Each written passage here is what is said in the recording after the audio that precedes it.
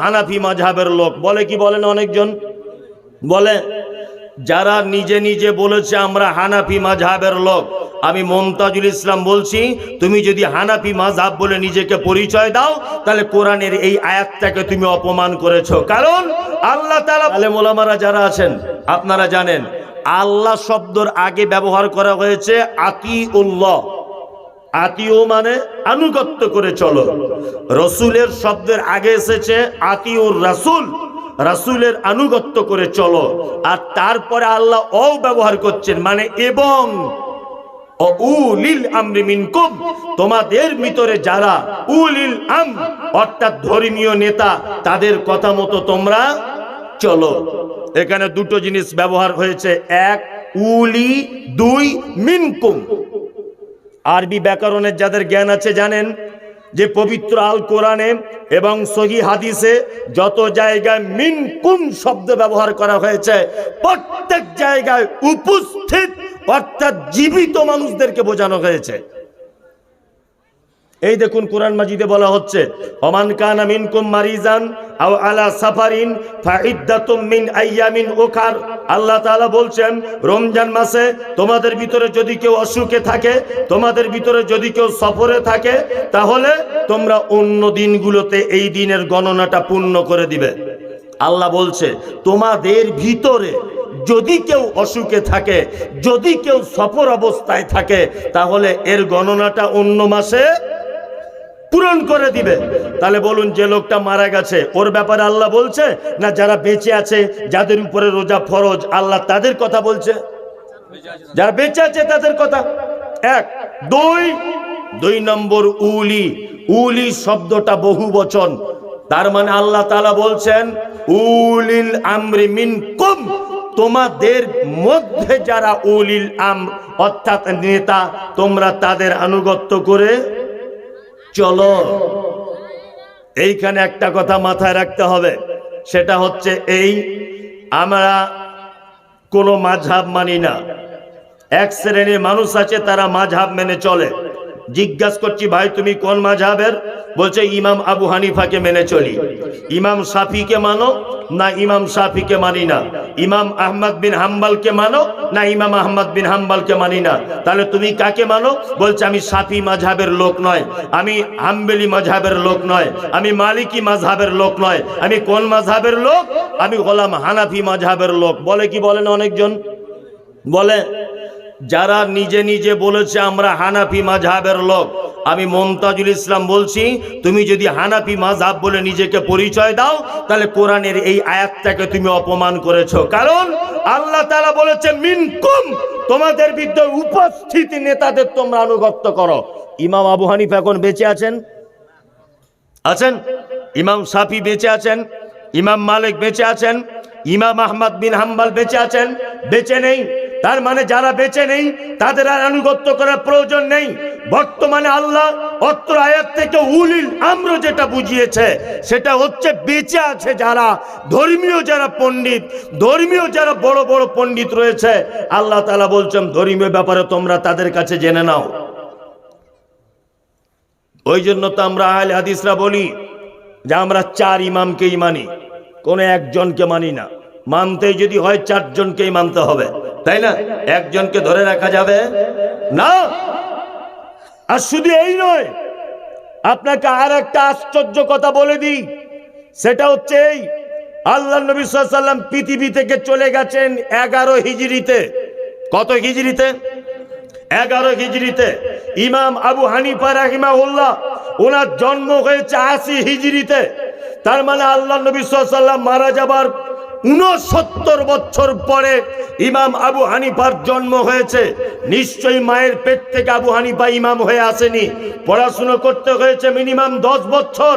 তাহলে ইমাম আবু হানিফা ইমাম হওয়া পর্যন্ত আর মুহাম্মদ সাল্লাল্লাহু আলাইহি ওয়াসাল্লাম পৃথিবী থেকে চলে যাওয়া এই টাইমটার ব্যবধান হচ্ছে 79 বছর।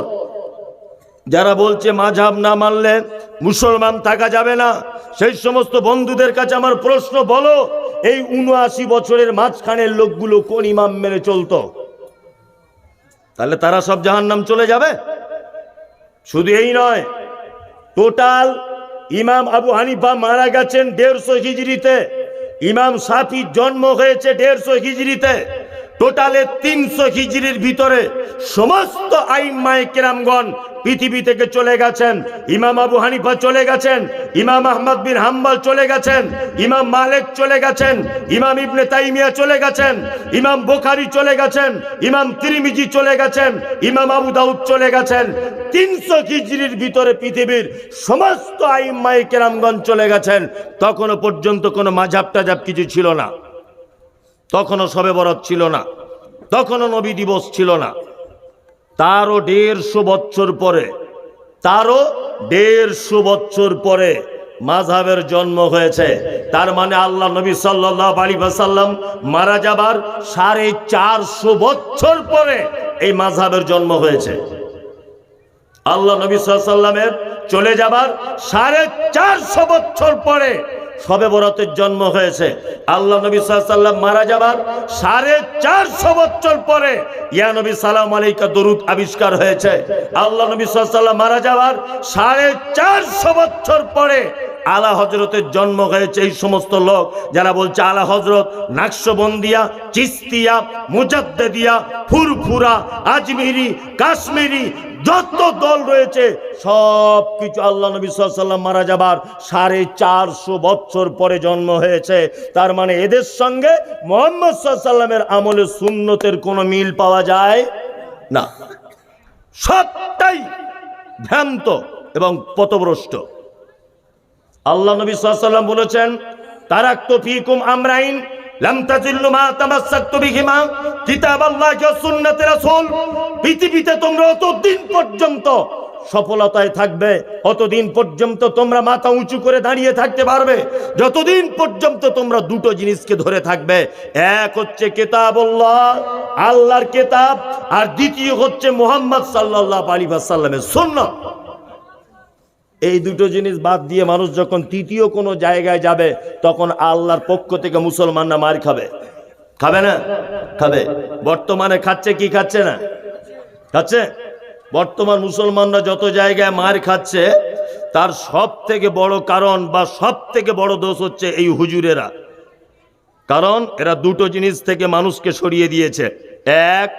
এক হচ্ছে পবিত্র আল কোরআন, 2 মুহাম্মদ সাল্লাল্লাহু আলাইহি ওয়াসাল্লামের সহিহ হাদিস। এই দুটো জিনিস থেকে মানুষকে সরিয়ে দেওয়ার কারণে আজকে সারা ভারতবর্ষের মাটিতে মুসলিমদের উপরে এই অত্যাচারের চরম লীলা চলছে। তার মাত্র 2টি কারণ, সহিহ হাদিস এবং কোরআন থেকে আমরা দূরে সরে এসেছি। তাই এদের কোনো অস্তিত্ব ছিল না, কোনো অস্তিত্ব এদের ছিল না। আল্লাহু আকবার। এগুলো শুধু ব্যবসা, ব্যবসার আর কিছু নয়, টাকার খেলা, এছাড়া আর কিছু নয়।